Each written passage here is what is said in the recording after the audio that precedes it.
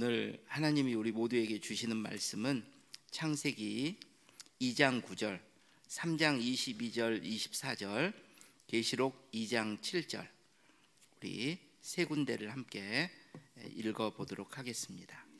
다 함께 천천히 읽습니다. 여호와 하나님이 그 땅에서 보기에 아름답고 먹기에 좋은 나무가 나게 하시니 동산 가운데에는 생명나무와 선악을 알게 하는 나무도 있더라. 여호와 하나님이 이르시되 보라, 이 사람이 선악을 아는 일에 우리 중 하나같이 되었으니 그가 그의 손을 들어 생명나무 열매도 따먹고 영생할까 하노라 하시고, 여호와 하나님이 에덴 동산에서 그를 내보내어 그의 근원이 된 땅을 갈게 하시니라. 이같이 하나님이 그 사람을 쫓아내시고 에덴 동산 동쪽에 그룹들과 두루 도는 불칼을 두어 생명나무의 길을 지키게 하시니라. 귀 있는 자는 성령이 교회들에게 하시는 말씀을 들을지어다. 이기는 그에게는 내가 하나님의 낙원에 있는 생명나무의 열매를 주어 먹게 하리라. 아멘. 북문교회 부임하고 7년 반이 됐습니다. 그동안 제가 선악을 알게 하는 나무에 대해서는 여러 번 설교를 했어요. 여러분 그 내용을 기억하시는지 모르겠습니다. 제가 선악을 알게 하는 나무에 대해서 설교할 때마다 제일 먼저 강조했던 것은요, 이 나무의 열매에는 선악을 알게 하는 효력이 없다는 것이었습니다. 왜 효력이 없다고 보느냐? 만약 효력이 있다면요, 이 열매를 먹기 전에는 아담과 하와가 선과 악을 구별할 수 없었다는 말이 돼요.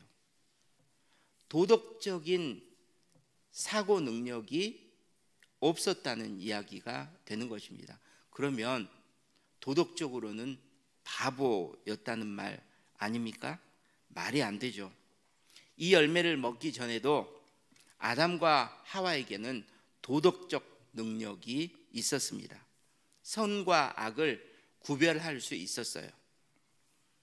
그런 존재로 하나님이 창조를 하신 거예요.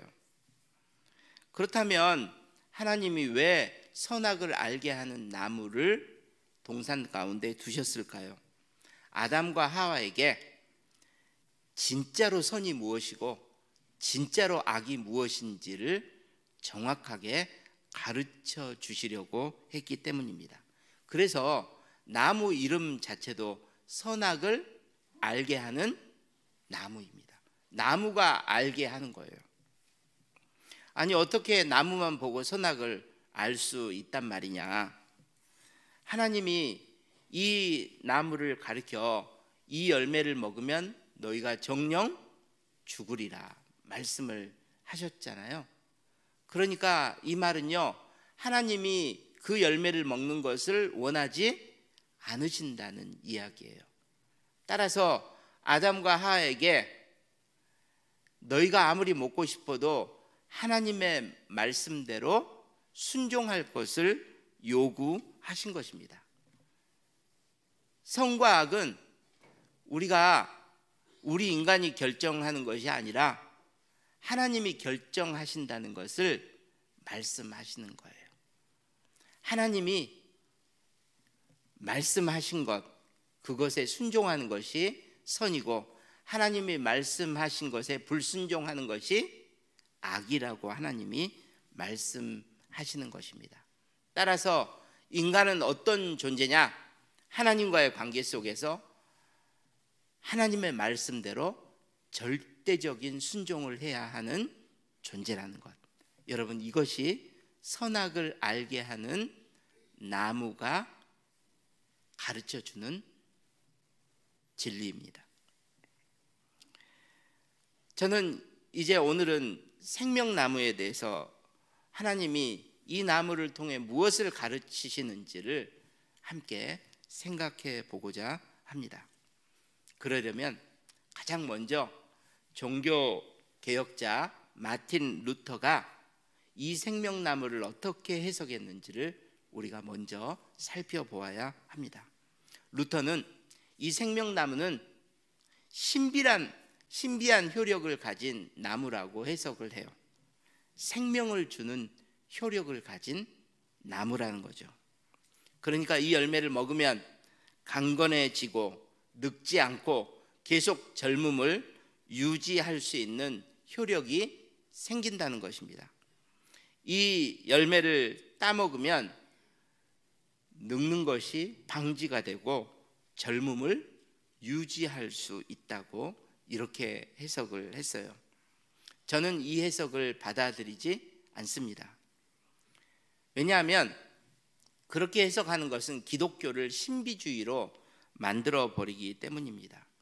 여러분 생각해 보세요. 세상 어딘가에 영원한 생명을 주는 열매를 가진 나무가 있어요. 그러면 우리가 어떻게 하죠? 그 나무를 찾아서 모험을 떠나야 되지 않겠습니까? 자, 하나님이 이것을 만들어 놓으셨더라도 하나님에 대한 관심과 이 나무에 대한, 나무 열매에 대한 관심 중에 뭐가 더 관심이 클 수밖에 없어요? 열매에 대한 관심이 클 수밖에 없죠. 이 생명을 얻기 위해서 예수를 믿는 것이 아니라 나무를 찾아 나서야 하는 것입니다. 이것은 마치 나이 드신 분들은 아마 옛날에 많이 보셨을 텐데 해리슨 포드가 주연한 인디아나 존스, 그 영화와 같습니다. 인디아나 존스 3편에 보면요, 성배를 찾아 나서요. 이 성배, 거룩한 잔이 뭐냐면 예수님이 십자가에서 피 흘리실 때 아리마대 요셉이 그 피를 받았던 잔이라고 그 영화 속에 나와요. 그 잔을 찾으면 기적을 경험할 수 있는 거죠. 여러분, 만약에 생명의 효력을 주는 그런 나무가 있다고 한다면 그것은 인디아나 존스에 나오는 성배 이야기하고 다를 바가 뭐가 있겠습니까? 사랑하는 여러분, 기독교에는, 우리의 신앙생활에는 분명히 신비한 일들이 일어납니다. 아픈 사람이 나을 수도 있고 어떤 문제가 한순간에 해결될 수도 있어요. 하지만 그런 신비만을 좇는 것이 기독교가 아닙니다. 기독교는 생명의 주인이신 하나님을 좇는 종교인 줄 믿습니다. 물론 마틴 루터가 그렇게 해석을 하는 근거도 있어요. 바로 창세기 3장 22절인데요. 우리 함께 읽어보도록 하겠습니다. 여호와 하나님이 이르시되 보라, 이 사람이 선악을 아는 일에 우리 중 하나같이 되었으니 그가 그의 손을 들어 생명나무 열매도 따먹고 영생할까 하노라 하시고. 여러분, 얼핏 보면 이 구절은요, 하나님이 아담이 생명나무의 열매를 따먹고 영생하면 어떡하지? 하고 걱정하시는 것처럼 보여요. 그러니 이 열매에 생명을 주는 효력이 있나 보다 우리가 쉽게 생각하게 되는 거죠. 하지만 본문을 잘 해석하셔야 됩니다. 제가 밑줄을 그어놓은 부분이 있죠.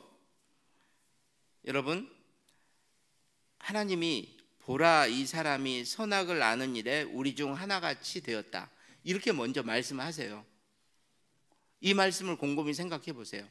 하나님이 지금 하신 말씀이니까 이 말씀이 맞아요, 틀려요? 밑에 있는 3장 5절을 보면 금방 알 수 있어요.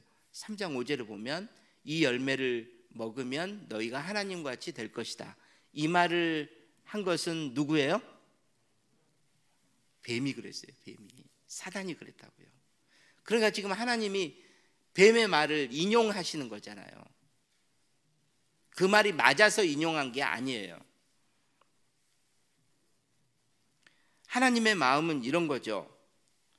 아담이 어리석게도 뱀의 말을 듣고 우리와 같이 되려고 그 열매를 먹었다는 것입니다.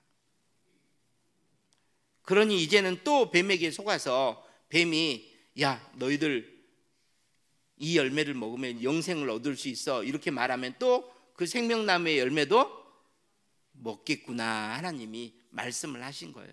그러니까 먹을까 봐 걱정하신 게 아니라 생명나무 열매를 먹으려는 헛된 시도를 할까 봐, 인간의 그 어리석음을 놓고 하나님이 지금 한탄을 하고 계시는 거예요. 여러분, 걱정이 아니라 한탄을 하고 계신 줄 믿습니다. 여러분, 이 구절을 이렇게 이해를 하셔야 생명나무의 열매에는 효력이 없는 거구나, 그걸 우리가 완전히 받아들일 수 있는 것입니다. 그렇다면 이 생명나무는 무엇을 말하는 것인가? 우리가 칼빈주의 교단이라고 했잖아요. 또 다른 종교 개혁자 요한 칼빈의 해석을 우리가 보아야 합니다. 칼빈은요, 루터처럼 이 생명나무가 진짜 효력을 주는 어떤 실체라고 생각하지 않았습니다. 생명의 근원이 하나님께 있음을 알려주는 상징이라고 해석을 했어요. 생명의 근원, 하나님이 아담과 하와에게 생명을 주셨다는 것을 기억하도록 만드는 나무라는 것입니다.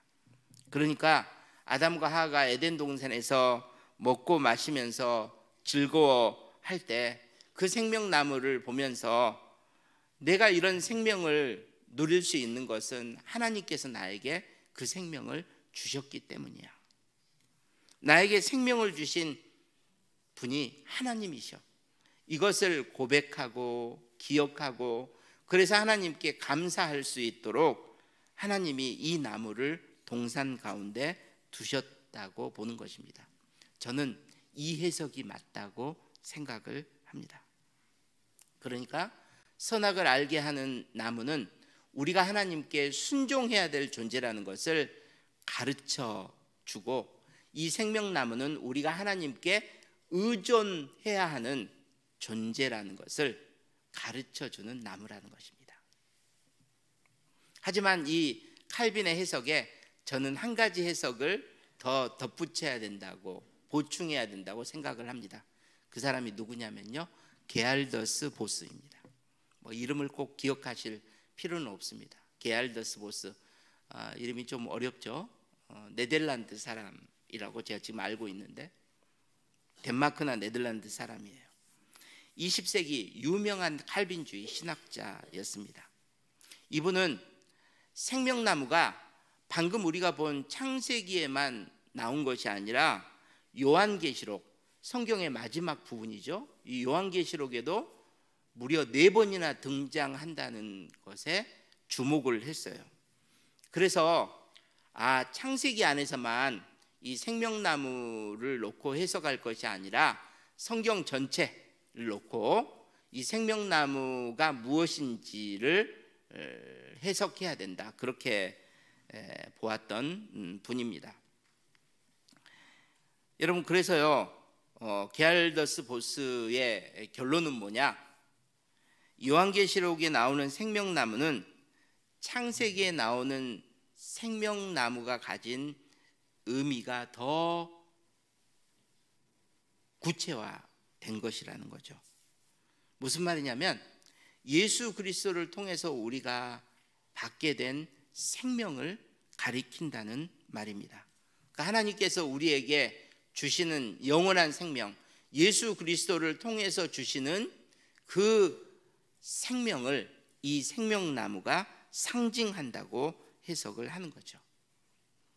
이걸 우리가 기억하고 요한계시록의 4구절들을 잠깐 살펴보도록 하겠습니다.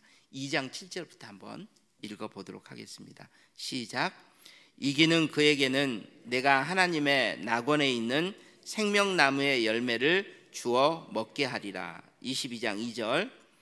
강 좌우에 생명나무가 있어 12가지 열매를 맺되 달마다 그 열매를 맺고, 그 다음에 22장 14절, 자기 두루마기를 빠는 자들은 복이 있나니 이는 그들이 생명나무에 나아가며, 22장 19절, 만일 누구든지 이 두루마리의 애언의 말씀에서 제하여 버리면 하나님이 이 두루마리에 기록된 생명나무와 및 거룩한 성에 참여함을 제하여 버리시리라. 아멘. 이 모든 생명나무의 의미는 요한계시록에서 말하는 생명, 예수 그리스도를 통하여 하나님이 우리에게 주신 영원한 생명을 가리킨다는 뜻이죠. 그런데 여기서 우리가 게알더스 보스의 놀라운 통찰력을 배울 필요가 있습니다. 여러분 잘 생각해 보세요. 에덴 동산에서 타락을 하기 전에 아담과 하와가 누렸던 그 생명 있잖아요. 그 생명과 지금 요한계시록에서 말하는 이 생명은요, 차원이 달라요. 아담과 하와가 범죄 전에 누렸던 그 생명은요, 잃어버릴 수도 있는 생명이었습니다. 실제로 시험을 받아서 범죄를 하니까 그 생명을 잃어버리게 되잖아요. 그러니까 아담과 하와가 누렸던 생명은요, 잃어버릴 수 있는 생명이었어요. 그런데 요한계시록에서 지금 말하는 이 생명은 예수 그리스도를 믿으면 거저 주어지는 그런 생명이고요, 이 생명은 절대로 잃어버릴 수 없는 생명인 거죠. 빼앗길 수 없는 생명인 것입니다. 아담은 이 영원한 생명을 얻는데 실패를 했죠. 당연히 이 생명을 자손들에게 물려줄 수도 없었습니다. 하지만 예수님은 십자가를 통하여 사단을 이기셨습니다.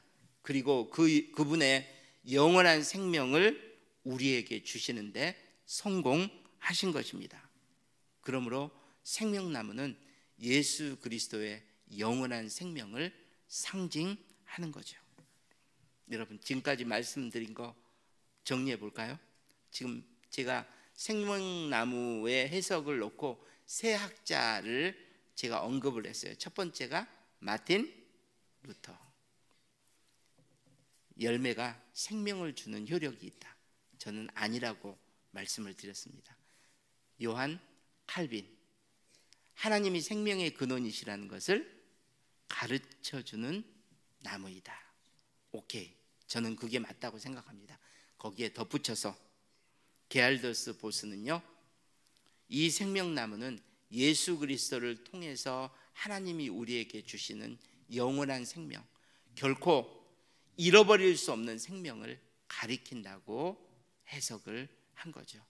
사랑하는 여러분, 정말로 이 해석이 성경이 말하는 진리라는 것을 확신하십니까? 여러분, 그것을 확신한다면요, 창세기 3장 24절을 우리가 하나님의 의도대로 해석을 할 수 있습니다. 하나님이 그룹들과 두루도는 불칼을 두어서 생명나무의 길을 지키시죠. 생명나무로 나아가지 못하도록 길을 막으신 것입니다. 하나님 왜 그러셨을까요?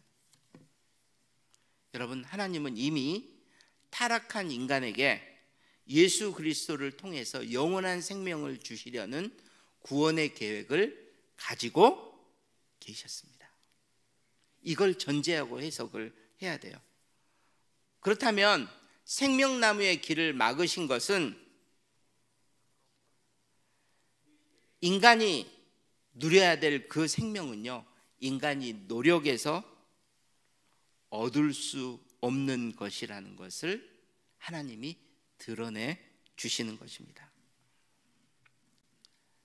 생명은 생명나무가 주는 것이 아니라 하나님이 주셔야만 누릴 수 있는 것이라는 것을 하나님이 드러내고 계시는 거예요. 뿐만 아니라 하나님은 장차 예수 그리스도를 통해서 주실 그 영원한 생명을 우리로 하여금 기다리도록 만드시는 것입니다. 여러분, 아멘입니까?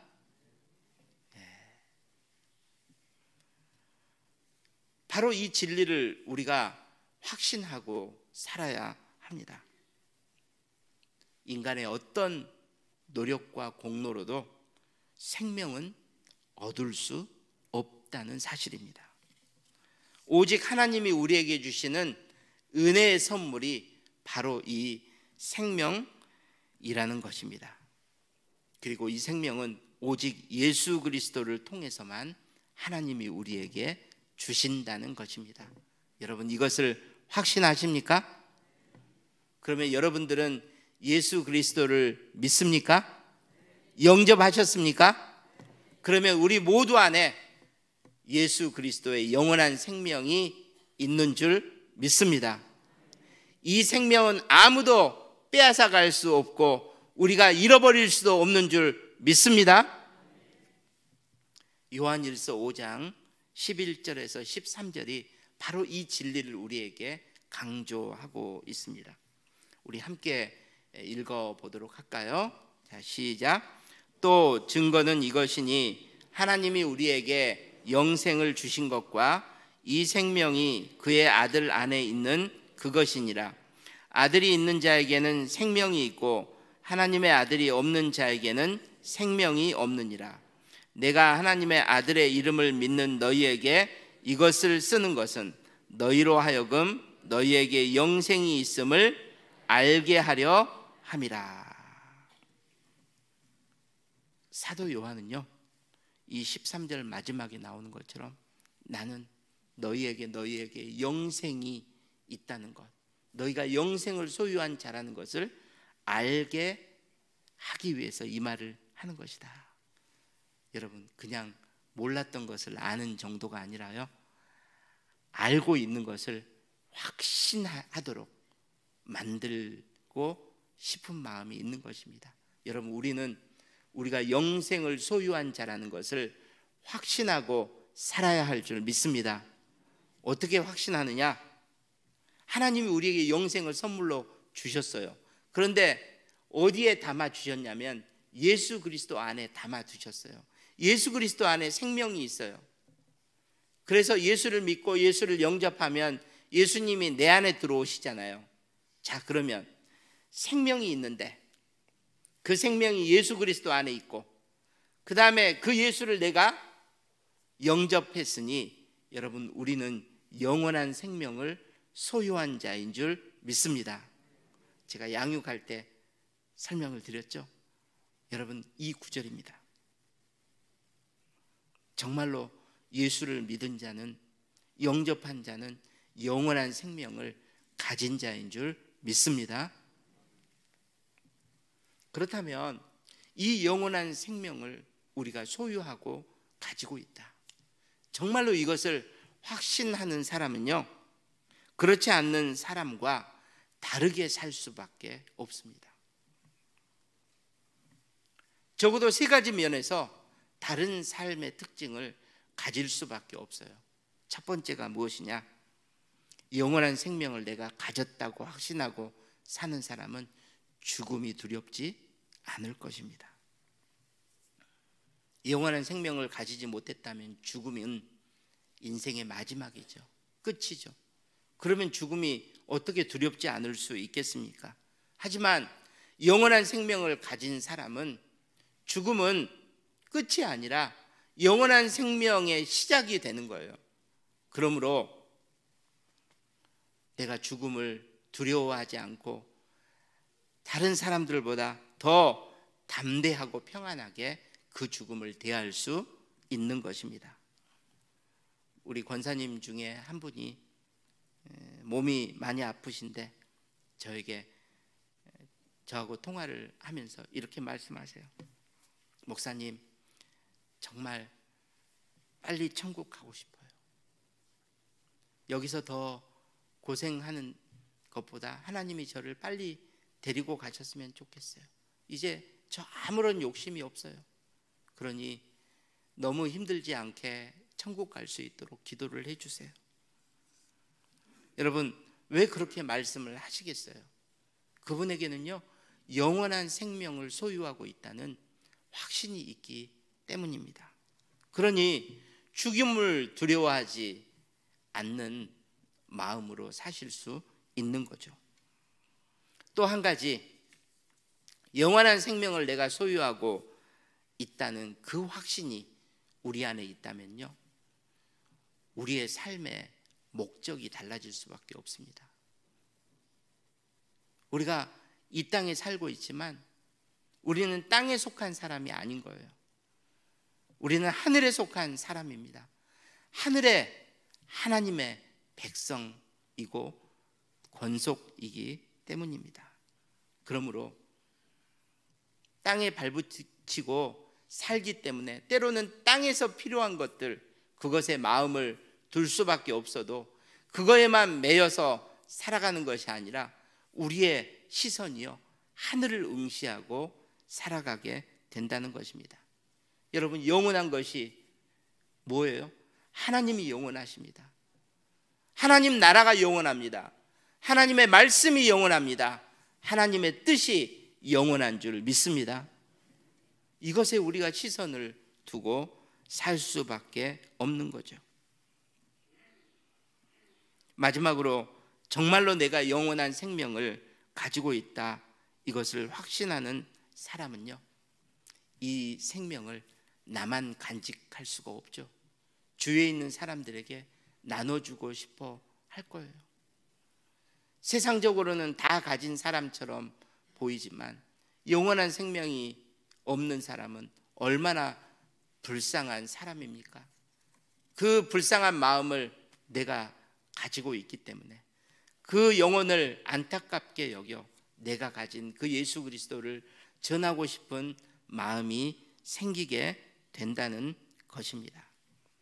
사랑하는 여러분, 2024년 우리가 영원한 생명을 가지고 있기 때문에 죽음도 두려워하지 않는 사람, 영원히 가치 있는 것에 내 삶의 목표를 두고 살아가는 사람, 그리고 내가 가진 이 생명을 기꺼이 주위 사람들에게 나누어 주는 사람, 그런 사람으로 살아갈 수 있기를 주님의 이름으로 축복합니다. 기도하겠습니다.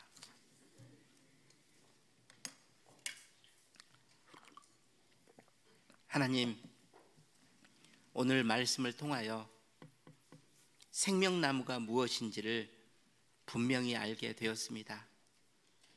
이 나무에 생명을 주는 효력이 있는 것이 아니라는 것을, 이 나무를 통해 생명의 근원이 하나님께 있음을 깨닫게 하는 나무라는 것을, 그리고 궁극적으로 우리가 예수 그리스도를 통하여 누리게 될 영원한 생명, 결코 누구도 빼앗아 갈 수 없고 어떤 상황 속에서도 잃어버릴 수 없는 이 생명을 상징한다는 것을 우리가 알게 되었습니다. 주여, 나는 세상 사람들이 가지지 않은 이 영원한 생명을 가진 자구나. 그래서 정말로 영원한 하나님, 영원한 하나님 나라, 영원한 하나님의 말씀과 뜻을 붙들고 살아갈 수 있도록 우리 모두를 붙잡아 주시옵소서. 예수님 이름으로 기도하옵나이다. 아멘. 이 시간 우리 연약한 부분에 손을 얹고 또 가슴에 손을 얹고 우리 기도하도록 하겠습니다. 하나님, 영원한 생명을 가진 자는 영원한 것을 응시하며 살아가는 자들인 줄 믿습니다. 영원하신 하나님, 영원하신 하나님의 나라, 영원하신 하나님의 말씀을 응시하며 살아갈 수 있도록 우리가 날마다 하늘에 속한 사람임을 분명하게 확신하게 하여 주시옵소서. 꽃은 시들고 풀은 마르지만 우리 하나님의 말씀은 영원히 서리라고 고백했던 이사야의 고백처럼 주여 날마다 하나님의 말씀 앞에 서서 풀은 마르고 꽃은 시드나 이 하나님의 말씀은 영원히 서리라 고백하게 하여 주시옵소서. 그 영원하신 말씀을 날마다 하늘 양식으로 삼아 먹고 마시고 정말로 그 말씀에 의지하여 세상을 이기는 우리 모두가 되게 하여 주시옵소서. 아버지 하나님, 이 시간 우리 사랑하는 성도들을 주님께서 불쌍히 여기시고 주님이 어루만지사 새롭게 하여 주시옵소서. 교회에 오셨다 넘어지신 분도 있고 또 일주일 동안 살다가 갑자기 힘을 잃어 넘어져 다친 분도 계십니다. 하나님, 이들을 주님께서 긍휼히 여기셔서 정말로 급하고 어려운 일 생기지 않도록 주님이 안전하게 보호하여 주시옵소서. 이제 나이가 들어 기력이 쇠하여 파킨슨 증세가 나타나시는 분도 있고 정말 지력이 점점 쇠약해져서 치매 증상을 보이시는 우리 어르신들도 있습니다. 하나님, 모세처럼 그 눈이 흐려지지 아니하고 그 기력이 쇠하지 않도록 아버지여 은혜 내려 주시옵소서. 젊은 장정이라도 쓰러지지만 하나님이 새 힘을 주신 사람은 독수리에 날개치며 올라감같이 새 힘을 얻고 달려가게 될 줄 믿습니다. 주여, 우리 사랑하는 어르신들에게 하늘의 능력을 주님이 덧입혀 주시옵소서. 그래서 주님 나라 갈 때까지 주님이 우리에게 이미 주신 영원한 생명의 능력을 따라 우리 사랑하는 성도들 강건하게 정말로 쇠하지 않고 매일매일 힘있게 살아갈 수 있도록 아버지여 역사하여 주시옵소서. 오늘 12월 31일 마지막 주일이고 마지막 날입니다. 오늘 정말로 송구영신 예배를 드리며 하나님이 주신 은혜를 되돌아보고 하나님이 주실 은혜를 우리 모두가 사모하는 밤이 되게 하여 주시옵소서. 드려진 예물 주님이 꼭 기억해 주실 것을 믿사옵고 예수님 이름으로 기도하옵나이다. 아멘. 이제는 우리 주 예수 그리스도의 은혜와 우리 하나님 아버지의 극진하신 사랑하심과 성령님의 감동 감화 충만 교통 역사하심이 오늘도 주의 말씀 듣고 영원하신 주님의 말씀을 날마다 먹으며 정말로 하늘에 속한 사람답게 살아가겠노라 결단하고 돌아가는 사랑하는 모든 성도들 머리 위에, 북문의 모든 선교사님들 가정과 사역 위에, 온 세상 흩어져 있는 북문의 모든 지체들 머리 위에 이제부터 영원까지 함께 있을지어다. 아멘.